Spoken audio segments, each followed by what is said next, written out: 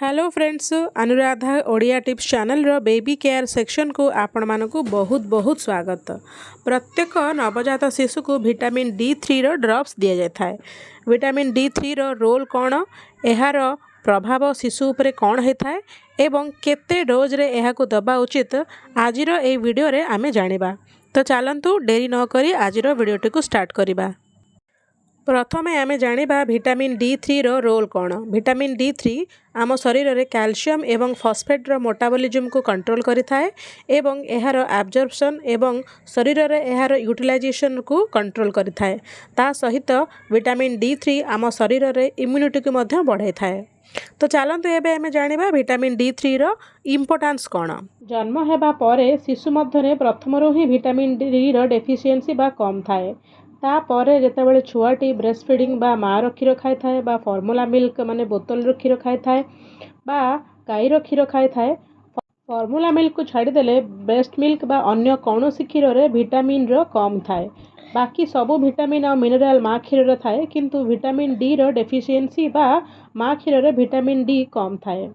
सेथिपाई जो छुआ माने माँ क्षीर खाई थांती सेमानको विटामिन D3 रो ड्रॉप्स देबा निहाती जरूरी।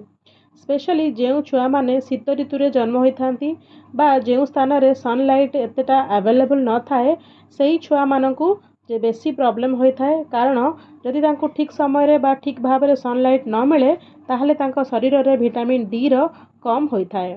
एथिपाई सबू पिला मानकु बा छुआ मानकु विटामिन D रो सप्लीमेंट दबा निहाती जरूरी। चलंतु एबे आमे जानिबा कि विटामिन D एते इम्पोर्टेंट काहेकि। जदि शिशु मध्य विटामिन D रो डेफिशिएंसी बा कम हो जाए ताहले छुआर जो बोन हाड़र बनावट खराब होबार चांस अच्छी। ता सहित छुआर हाथ एवं गोड़ टेढ़ामेढ़ा होबार चांस थाए। ताकू रिकेट्स नामक रोग होबार मध्य संभावना होता है। ता छड़ा छुआर दांत मध्य ठीक भाव रे बा ठीक समय रे बाहर नाही एवं इम्यूनिटी मध्य कम हो जाए। यह छड़ा छुआ को अन्य सबू प्रॉब्लम मध्य होबार चांस थाए। तेणु सबू छुआ मानकु विटामिन D रेकमेंड करा जाय थाए।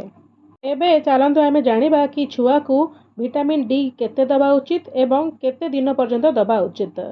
साधारणतः vitamin D3 drops 400 international unit per day माने 400 इंटरनेशनल यूनिट प्रत्येक दिन 1 वर्ष पर्यंत दबा को होइथाए।